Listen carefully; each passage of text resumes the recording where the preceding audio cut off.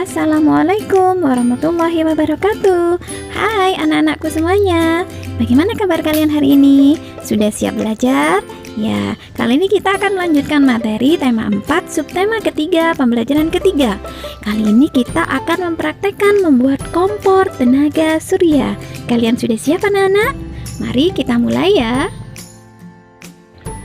Pencak silat adalah warisan budaya Nusantara yang telah mendunia. Ayo kita tunjukkan rasa cinta tanah air dengan mempelajari pencak silat. Nah, anak-anak, untuk kemarin pada pembelajaran sebelumnya, kalian telah mempelajari 4 gerak dasar dalam pencak silat, yaitu pola langkah, sikap pasang, pukulan, tangkisan. Sekarang mari kita pelajari lebih dalam lagi tentang sikap pasang. Sikap pasang adalah suatu sikap siaga untuk melakukan pembelaan atau serangan yang berpola dan dilakukan pada awal serta akhir rangkaian gerakan. Sikap pasang punya unsur-unsur sebagai berikut: sikap kuda-kuda, sikap tubuh, dan sikap tangan. Sikap pasang merupakan hal yang penting dalam permainan dan pertandingan pencak silat. Sikap pasang terdiri atas sikap pasang atas, sikap pasang tengah, dan sikap pasang bawah. Nah, gerakannya seperti berikut ini anak-anak. Jika sikap pasang atas itu terdiri dari kuda-kuda depan sejajar, kuda-kuda dengan berputar, kuda-kuda depan serong, kuda-kuda depan silang, dan kuda-kuda silang belakang. Kemudian sikap pasang tengah terdiri atas kuda-kuda tengah serong, nih seperti ini gerakannya, kuda-kuda depan sejajar, dan kuda-kuda tengah sejajar. Selanjutnya sikap pasang dengan pasang bawah maksudnya ya, itu terdiri atas sikap pasang dengan jongkok ke depan dan sikap pasang dengan jongkok ke samping. Nah, itu merupakan gerakan-gerakannya. Nah, kalian perhatikan ketiga sikap pasang tersebut dengan panduan guru BJOK kalian ya. Berlatihlah dengan semangat, perhatikan dengan baik, dan berlatihlah secara rutin agar gerakan atau pencak silat kalian bisa dilakukan dengan baik. Anak-anak, perlu kalian ketahui bahwa mengembangkan penggunaan energi alternatif adalah salah satu wujud nyata sikap cinta tanah air.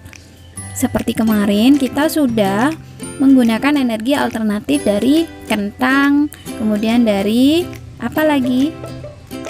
Dari jeruk nipis. Nah, kali ini ada teks eksplanasi. Nah, ini eksplanasi tentang teknologi hijau di era globalisasi. Kita baca ya, tapi teks eksplanasi ini ada bagian paragrafnya yang rumpang atau paragraf yang masih belum lengkap. Jadi kita akan ada tugas nanti melengkapi paragraf dari teks barusan. Nah, mari kita baca dulu. Teknologi hijau di era globalisasi. Teknologi dan lingkungan merupakan dua hal penting dalam kegiatan manusia. Pada era globalisasi ini, kedua hal tersebut menjadi perhatian dan pembicaraan masyarakat dunia karena saling terkait dan menentukan keberlangsungan hidup manusia. Disadari atau tidak, kita sering mengabaikan masalah lingkungan. Persoalan lingkungan akibat proses teknologi sudah menjadi masalah yang mendunia. Teknologi hijau adalah salah satu jawaban untuk permasalahan ini. Teknologi hijau yang terus dibicarakan saat ini adalah pembangkit listrik tenaga surya atau PLTS. Nah, ini selanjutnya ada titik-titik panjang, berarti ini adalah paragraf yang kedua yang rumpang anak-anak. Nah, kalian harus memberikan kelanjutan atau membuat kalimat selanjutnya dari paragraf tersebut. Selanjutnya ya. Fakta membuktikan bahwa permasalahan lingkungan semakin lama semakin memburuk. Oleh sebab itu, harus dicari cara untuk mengatasinya. Salah satunya dengan mengembangkan teknologi yang ramah lingkungan. Nah, anak-anak, teks barusan adalah teks eksplanasi yang rumpang. Nah, kita harus melengkapi teks eksplanasi tersebut sehingga menjadi suatu teks yang utuh karena teks tadi masih belum lengkap. Nah, ingat kembali ciri-ciri dari teks eksplanasi apa saja? Yang pertama, paragraf 1 itu pernyataan umum dari topik masalah yang akan dibahas. Ternyata paragraf 1 sudah utuh ya, sudah lengkap setelah kita perhatikan. Kemudian paragraf 2, deret penjelas. Nah, berisi fakta, pembuktian, proses dari masalah yang disajikan secara berurutan dan sistematis. Kemudian yang paragraf 3, simpulan dan pesan atau kesan penulis tentang topik tersebut. Nah, sekarang kalian perhatikan, tadi yang kosong, yang rumpang itu paragraf keberapa? Nah, kita lihat lagi, paragraf 1 itu sudah utuh. Nah, paragraf 2, nah ini baru paragraf 2 yang belum lengkap anak-anak. Mari kita lanjutkan, kita buat kalimat selanjutnya. Kemudian yang paragraf ketiga juga sudah lengkap. Berarti kita mencari kalimat selanjutnya untuk paragraf kedua. Jangan lupa perhatikan juga penggunaan dari kosakata baku dan kalimat efektif ya. Nah, karena yang paragrafnya kurang lengkap adalah paragraf 2. Nah, sedangkan paragraf 2 berisi deret penjelas, yaitu fakta, pembuktian, proses dari masalah yang disajikan secara berurutan dan sistematis. Nah, mari kita lengkapi paragrafnya anak-anak. Berikut ada alternatif jawabannya, bisa kalian perhatikan, bisa kalian jadikan referensi ya. Karena paragraf yang tidak lengkap itu paragraf kedua, kita fokus pada paragraf kedua ya, yang berisi deret penjelas, berisi fakta, pembuktian, proses dari masalah yang disajikan secara berurutan dan sistematis. Ini alternatif jawabannya atau sambungan atau kalimat selanjutnya dari paragraf kedua agar menjadi paragraf utuh. PLTS menggunakan energi tanpa batas, yaitu cahaya matahari, untuk menghasilkan listrik. Pembangkit listrik jenis ini tidak menimbulkan polusi, aman, dan biaya perawatan murah. PLTS ini terdiri dari panel-panel tipis yang terbuat dari bahan semikonduktor, yaitu silikon, panel surya.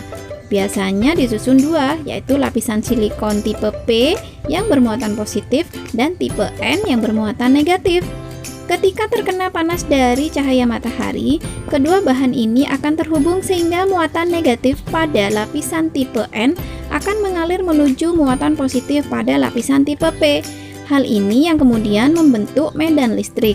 Pada sistem PLTS terdapat kontroler, baterai atau aki, dan inverter agar dapat digunakan untuk mengoperasikan peralatan elektronik. Nah, ini adalah kalimat selanjutnya untuk membuat paragraf 2 ini menjadi utuh. Nah, seperti itu anak-anak cara mengisi paragraf rumpang atau paragraf yang belum utuh. Nah, anak-anak membahas tentang teks eksplanasi barusan tentang teknologi hijau atau tenaga surya.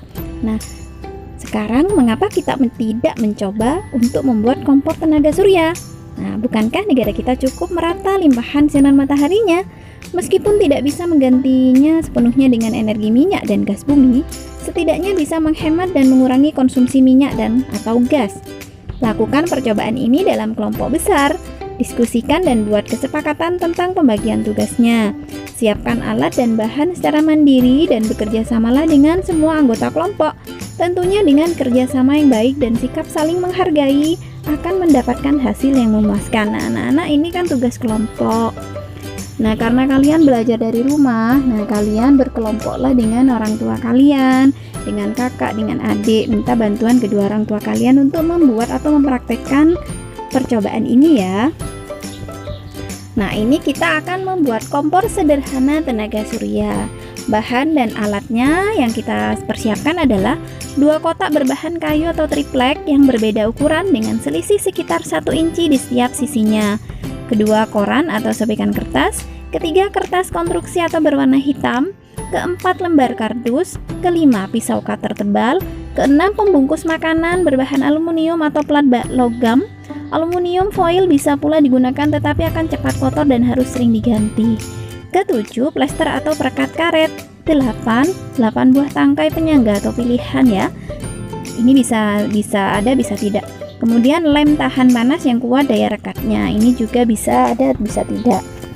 Langkah-langkah kerjanya. Yang pertama, tempatkan kotak kecil di dalam kotak yang lebih besar.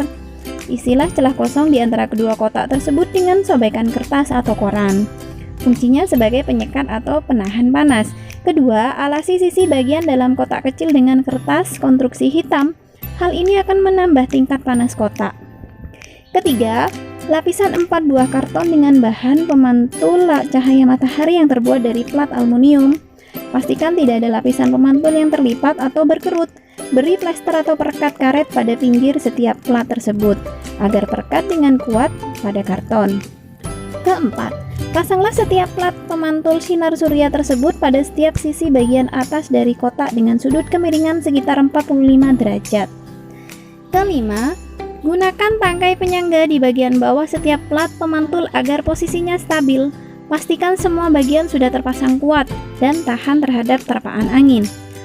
Taruhlah panci makanan dalam kotak. Tempatkan oven tenaga surya ini di tempat yang terpapar cahaya matahari langsung di waktu terik siang hari. Kemudian uji kompor tenaga surya buatan kalian, dan selanjutnya buatlah laporan hasil percobaan. Nah anak-anak, biar lebih jelasnya kalian bisa mengikuti tutorial atau cara membuat kompor tenaga surya ini pada link di atas ini ya. Ini ibu sudah memberikan cara membuatnya seperti apa, mempraktekannya seperti apa, serta mengujinya bagaimana. Kalian bisa klik link ini, atau di deskripsi video ini juga ibu sertakan linknya membuat kompor atau oven tenaga surya ya, karena lebih jelas, lebih rinci, kalian bisa melihat sendiri caranya seperti apa. Nah anak-anak, berlatihlah percobaan ini dengan teliti, dengan baik, minta bantuan kedua orang tua kalian. Nah kemudian setelah kalian membuat kompor ini dan membuktikannya serta mengujinya, kalian buat laporannya ya. Nah laporannya seperti ini anak-anak. Nah ini nama percobaannya adalah membuat kompor atau oven tenaga surya. Tujuannya apa? Melakukan penghematan energi, mengetahui adanya energi alternatif tenaga surya, serta memberikan keterampilan membuat kompor tenaga matahari. Nah untuk alat dan bahan bisa kalian contoh di buku atau lihat di video tentang cara membuat kompornya yang ibu berikan di link deskripsi dan link barusan ya. Kemudian langkah-langkah kerjanya juga, dan buatlah kesimpulannya. Nah anak-anak, demikian pembelajaran hari ini. Jangan lupa yang belum subscribe, like, subscribe, dan hidupkan notifikasi loncengnya ya, agar kalian tidak ketinggalan pembelajaran selanjutnya. Sampai jumpa pada pembelajaran keempat anak-anak. Terima kasih. Wassalamualaikum warahmatullahi wabarakatuh.